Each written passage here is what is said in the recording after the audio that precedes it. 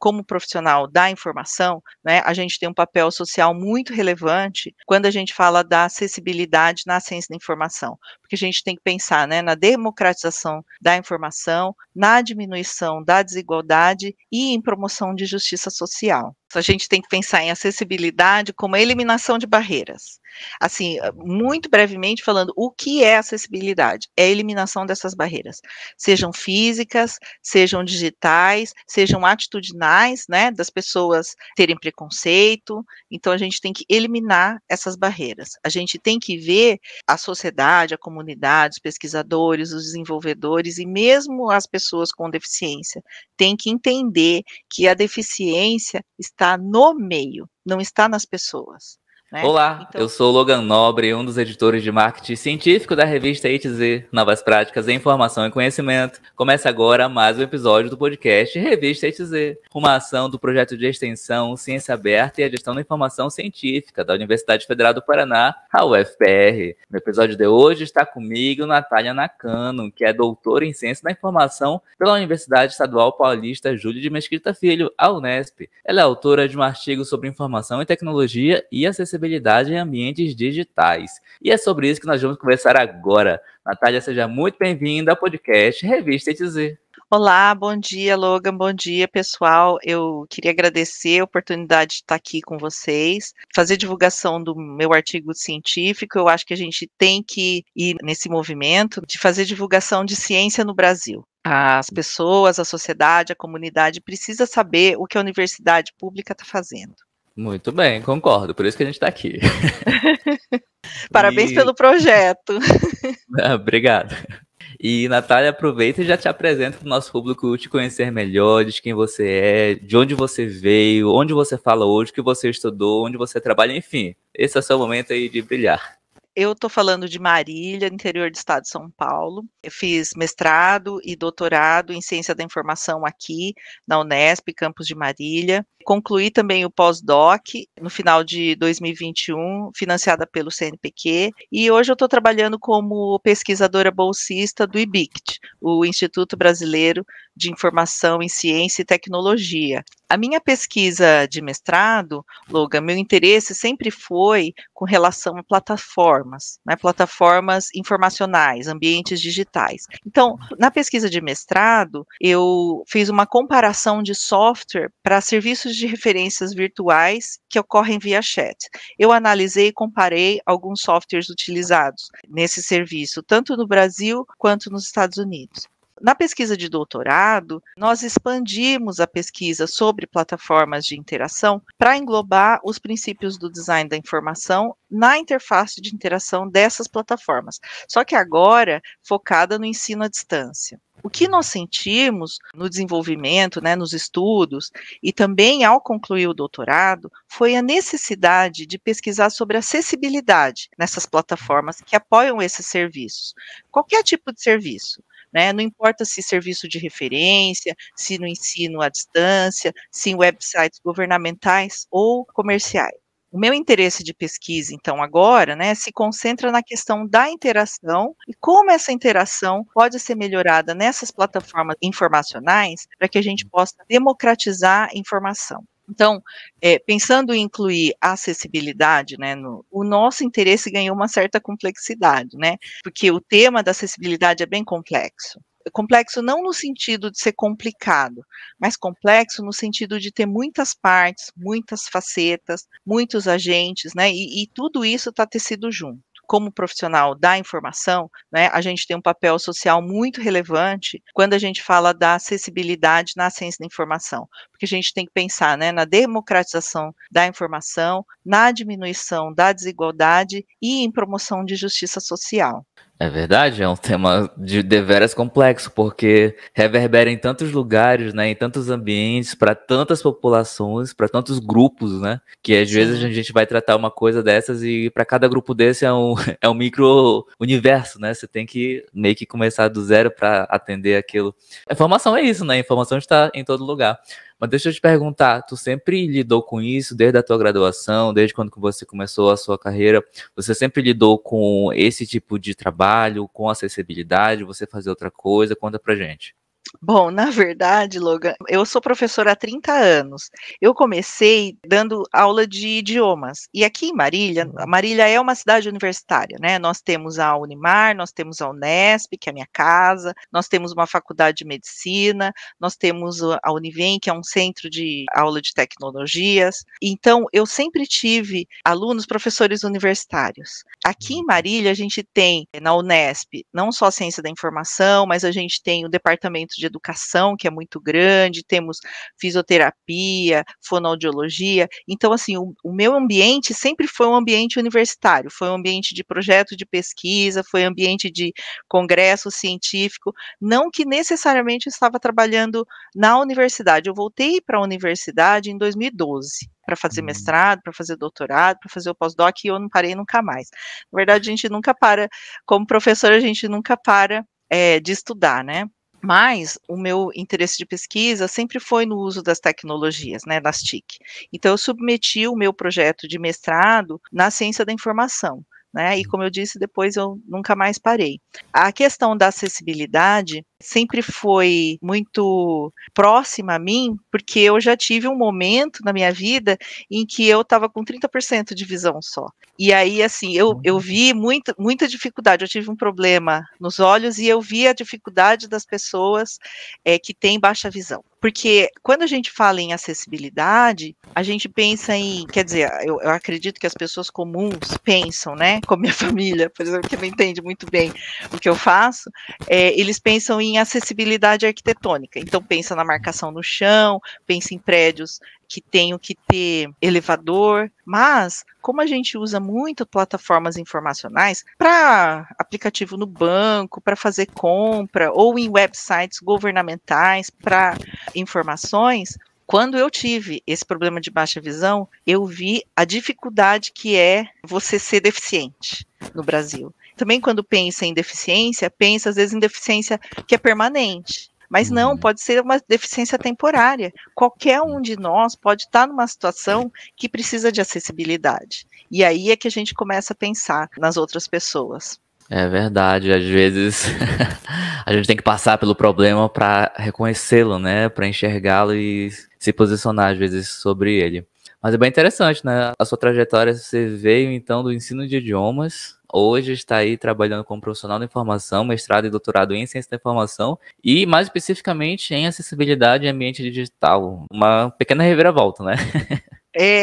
Então, a questão da acessibilidade, isso eu descobri na revisão de literatura. Ela é muito ligada, por exemplo, a acessibilidade em ambiente digital, é muito ligada, por exemplo, à ciência da computação e acessibilidade, inclusão, à área de educação. Nós sentimos, assim, uma lacuna de falar sobre acessibilidade na ciência da informação, né? Além de ser um interesse pessoal, é uma lacuna de pesquisa que nós percebemos. Entendi. E por falar em lacuna de pesquisa, conta aí pra gente se você já deu uma pincelada, mas eu quero detalhes. De onde que surgiu a ideia de você fazer esse artigo especificamente que a gente está falando aqui hoje, que foi publicado na revista A2Z?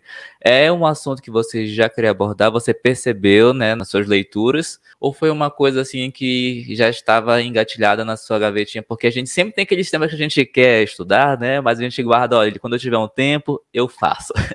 Na minha pesquisa de doutorado, eu falei sobre o design da informação nas plataformas de ensino à distância. E nos meus estudos, né, e ao concluir o doutorado, eu percebi a necessidade de abordar o tema acessibilidade.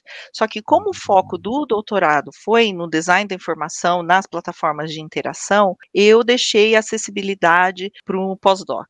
De fato, esse artigo publicado pela A2Z, ele é um recorte do meu relatório de pós-doc. Ele foi, na verdade, a primeira etapa da pesquisa, né, para começar com o diagnóstico.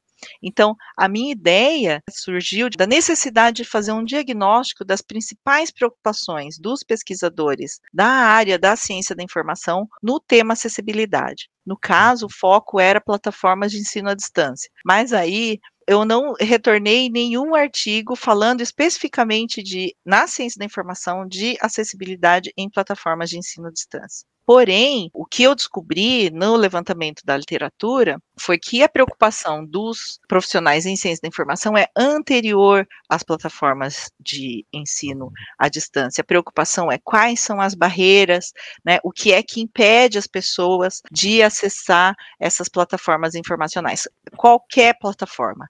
Então, mesmo foco ter sido em educação à distância, eu continuei com esse levantamento porque eu acho que os resultados que eu obtive podem ser generalizados para quaisquer plataformas, inclusive as de educação à distância. Bem interessante. Quando a gente ouve, né, esses termos, acessibilidade, plataformas de informação, a gente não pensa muito na parte complexa, né? A gente pensa, acessibilidade para coisa digital, eu consegui ter internet, clicar no site, acessar e, né, e ler, e ouvir, e absorver o conteúdo. Mas nem todo mundo tem essas habilidades, essas capacidades, né? Às vezes tem, como você muito bem citou aí, as barreiras, né? Uhum, isso, a gente tem que pensar em acessibilidade como a eliminação de barreiras.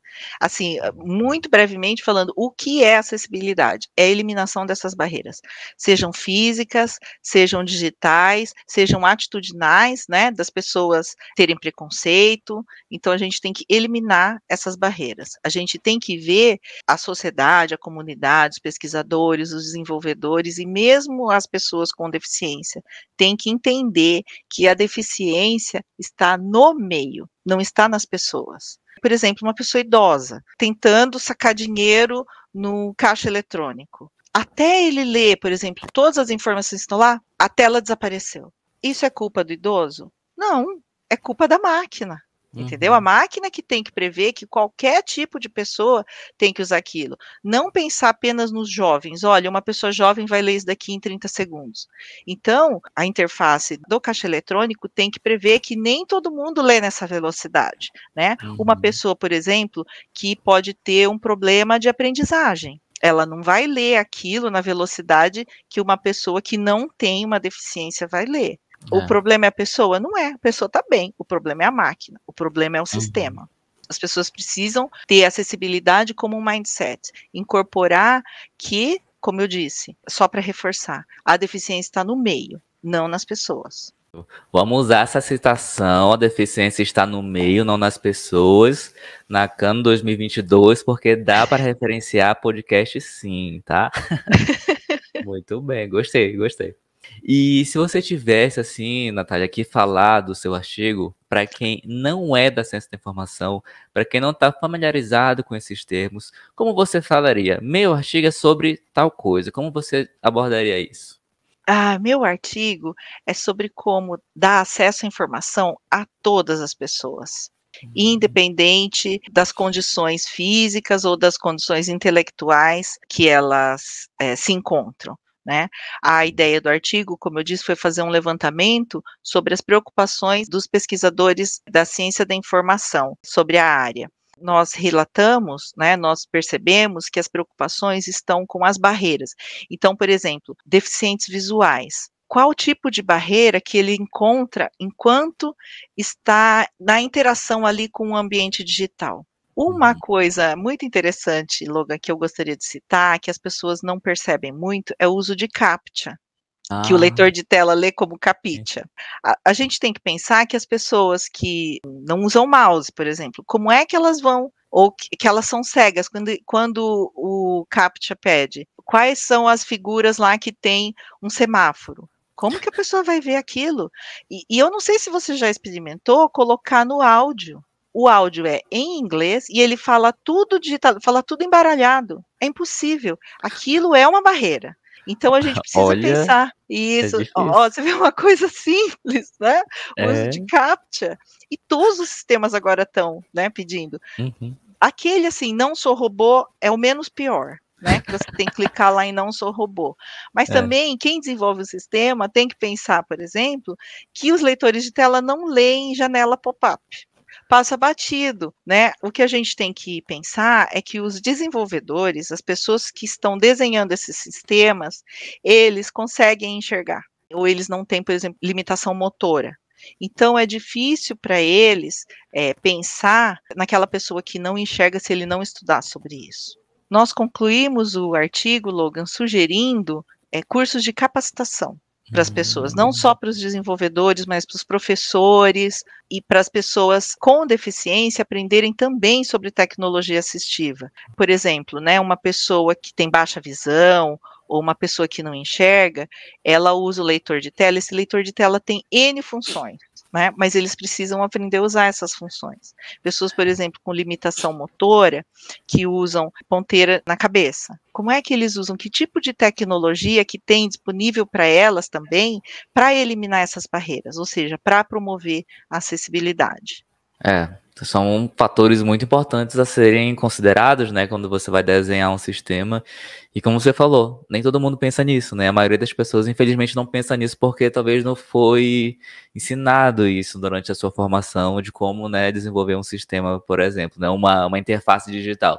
Infelizmente, mas eu espero que com trabalhos como o seu, Natália, essa realidade possa ser mudada, né, e melhorada, porque o mundo acessível é um mundo melhor para todo mundo, né? Eu queria saber um pouco dos seus objetivos. Quando você delimitou, esqueletou o seu artigo, você colocou lá os objetivos que você queria atingir quando finalizasse o artigo. Esses objetivos ao longo do caminho se mantiveram, foram modificados, foram alcançados? Conta pra gente um pouquinho da sua experiência em relação aos objetivos deste artigo. Sim, o objetivo do artigo foi levantar o estado da arte dos estudos sobre acessibilidade na ciência da informação. Eu fiz uma revisão sistemática da literatura, escolhi a BRAPSE, né, que é a base de dados referenciais de artigos de periódicos em ciência da informação, por motivos óbvios, né, é a base de dados da ciência da informação no Brasil. E a minha ideia era levantar não estudos internacionais, não o que a comunidade internacional está falando sobre acessibilidade, mas saber aqui, ó, no Brasil, o que é que as pessoas estão preocupadas. E a revisão de literatura, ela seguiu alguns passos, né? O primeiro passo foi a elaboração da pergunta de pesquisa. Qual o estado da arte dos estudos em acessibilidade na ciência da informação no Brasil?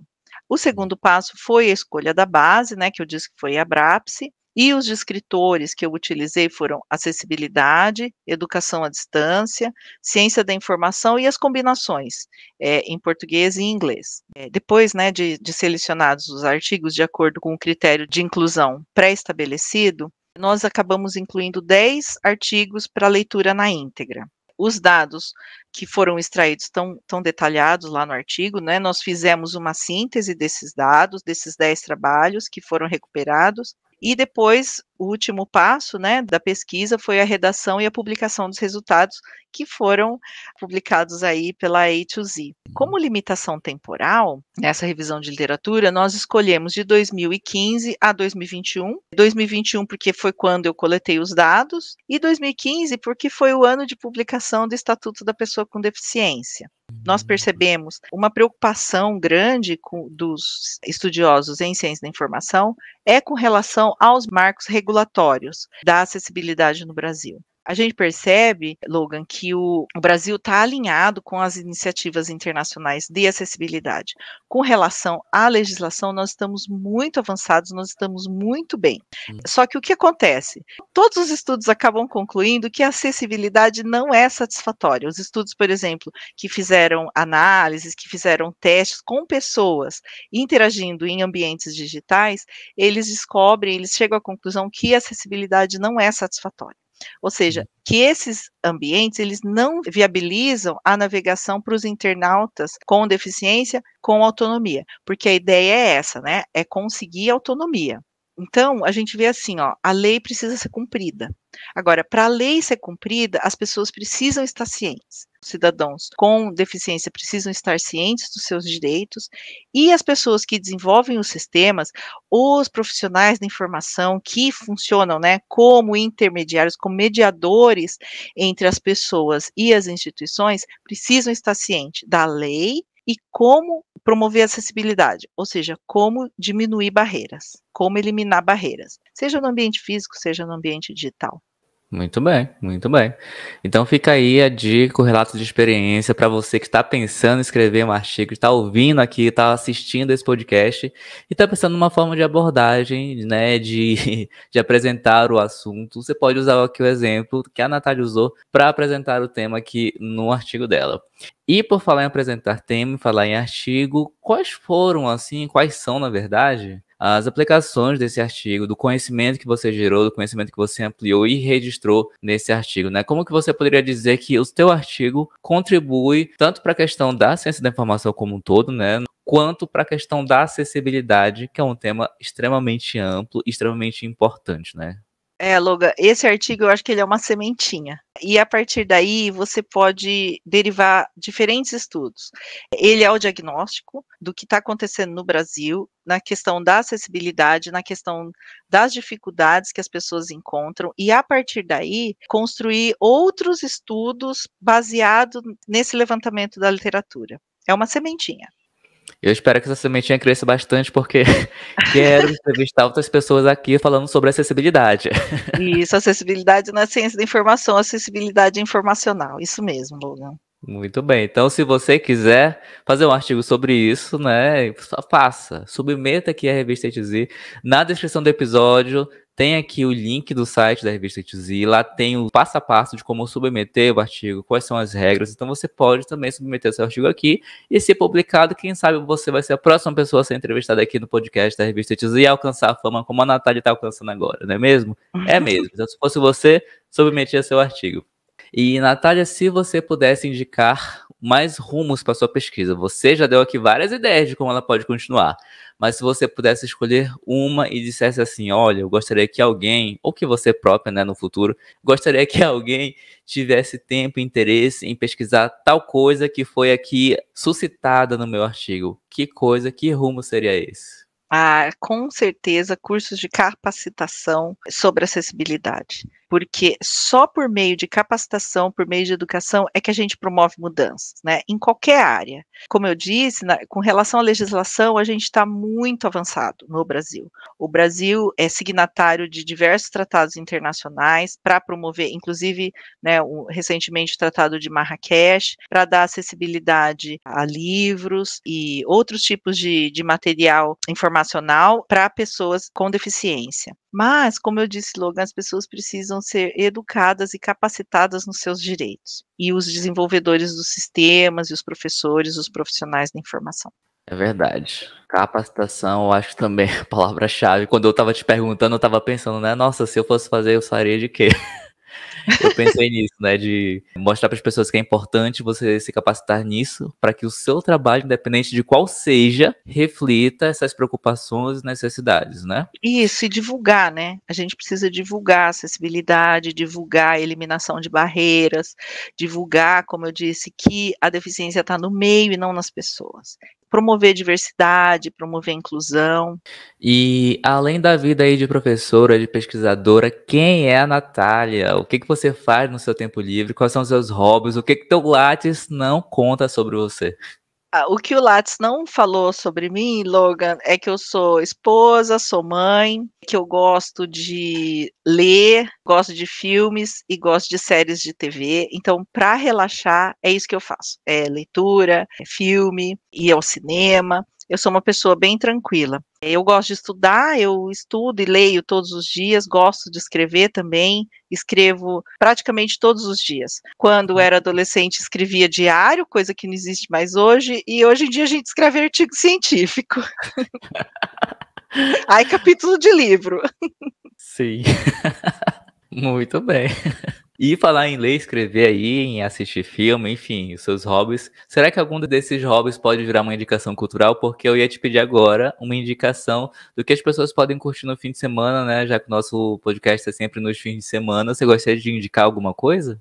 Logan, eu gostaria de indicar o meu livro com a professora Maria José Jorente, minha colega de doutorado, Mariana Cantizani Pádua. Esse livro aqui. Tá aparecendo aí na tela, para quem tá nos acompanhando pelo YouTube, está na tela agora. Como é que chama o livro? A emergência do design da informação na contemporaneidade da ciência da informação. Esse livro ele foi escrito durante o nosso doutorado, meu e da Mariana, juntamente com a professora Maria José Vicentini Jorente, quando ela estava em pós-doc, em professor visitante na Espanha. Ele está publicado pela Cultura Acadêmica, é possível baixar o e-book pelo Laboratório Editorial da Unesp, você só precisa fazer um cadastro, mas o e-book está lá disponibilizado para todo mundo. Nesse book, a gente parte do conceito de design, né, que é um conceito guarda-chuva que abarca diferentes disciplinas, como, né, o design da informação, a visualização da informação, por exemplo, que ficou muito em alta agora com o advento do Covid.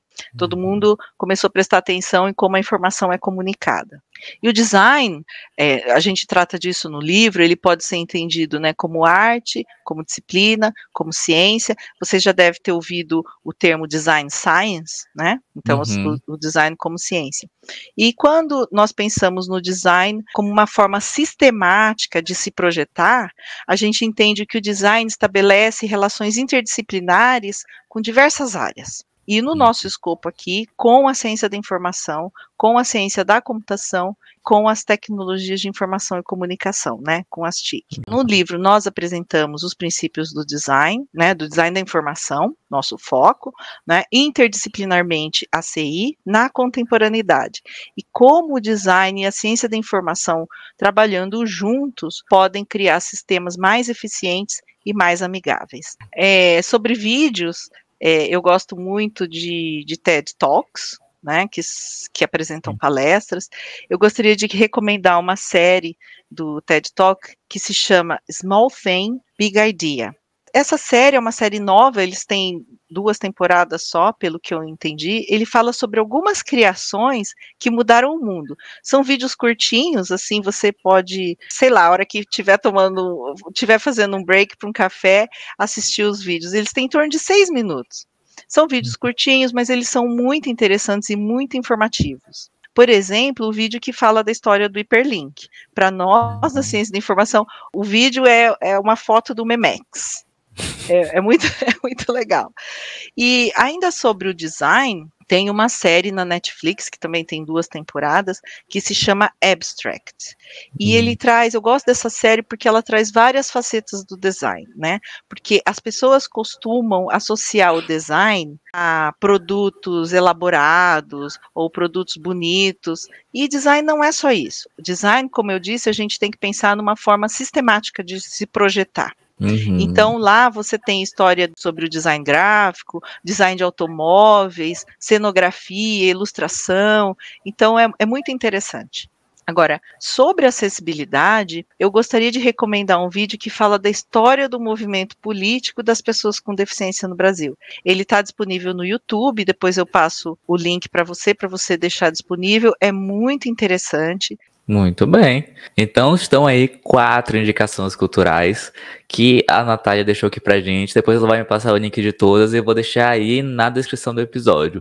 Inclusive a primeira que ela citou, né, que é um livro, ele tá disponível, é só fazer o cadastro e baixar o livro, é isso? Isso, é isso. São um livro e 3 indicações, né, em vídeos, 3 indicações audiovisuais. Muito bem, Natália. Muito bem, gostei aí. Arrasou, 4 indicações. Então é isso, Natália. Muito obrigado por ter aceito o convite e ter vindo aqui conversar conosco. Eu que agradeço. Eu acho que a gente tem que disseminar a ideia da ciência próxima da comunidade e a ciência promovendo mudanças e trazendo benefícios para a sociedade. E eu acho que a acessibilidade é uma grande parte disso. Muito bem dito.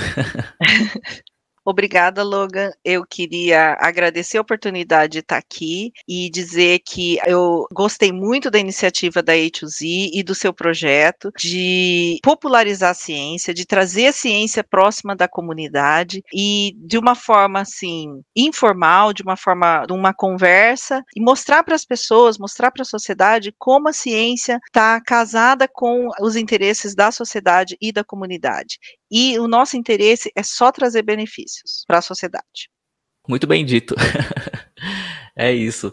Então, gente, chegamos ao fim de mais um podcast Revista ETZ, uma ação do projeto de extensão Ciência Aberta e a Gestão da Informação Científica da UFPR. Na descrição estão os contatos da entrevistada e o link para você reconhecer mais sobre o artigo Acessibilidade na Ciência da Informação, uma revisão sistemática na literatura brasileira, escrito pela Natália Nakano, que conversou conosco aqui agora. Na descrição do episódio também estão os links para você encontrar a Revista ETZ, um periódico científico interdisciplinar e de acesso aberto do programa de pós-graduação em Gestão da Informação da UFPR. A revista ETZ tem um site e também está no LinkedIn, YouTube, Twitter, Instagram, Facebook e nos 14 maiores agregadores de podcast do planeta. Basta procurar por Revista ETZ. Eu sou o Logan Nobre e a gente se fala no próximo episódio. Até mais.